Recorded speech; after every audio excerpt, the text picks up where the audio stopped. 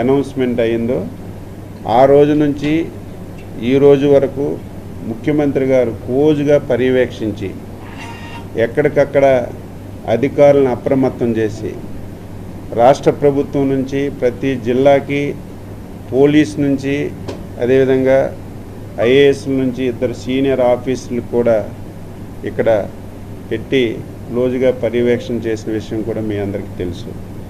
కోనసీమ జిల్లాకు సంబంధించి జిల్లా కలెక్టర్ గారి ఆధ్వర్యంలో అన్ని ఏర్పాట్లు కూడా ఇప్పటికే చేశాం.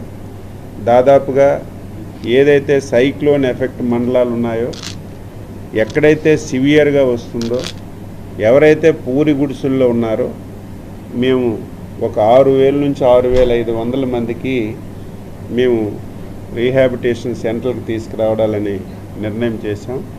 అందులో 5,000 చిల్లర ఇప్పటికే సెంటర్లకు చేరారు. ఇప్పుడే మళ్ళీ అధికారులకు ఆదేశాలు ఇచ్చాం. ఒకవేళ ఎవరైనా సరే సెంటర్కి రాకపోతే వాళ్ళ పక్కన పూరి గుడిసెల్లో ఎవరైనా ఉంటే పక్కన స్లాబ్డ్ హౌస్ ఉంటే అందులోకైనా సరే ఇమీడియట్గా షిఫ్ట్ చేయమని చెప్పి స్పష్టమైనటువంటి ఆదేశాలు ఇచ్చాం.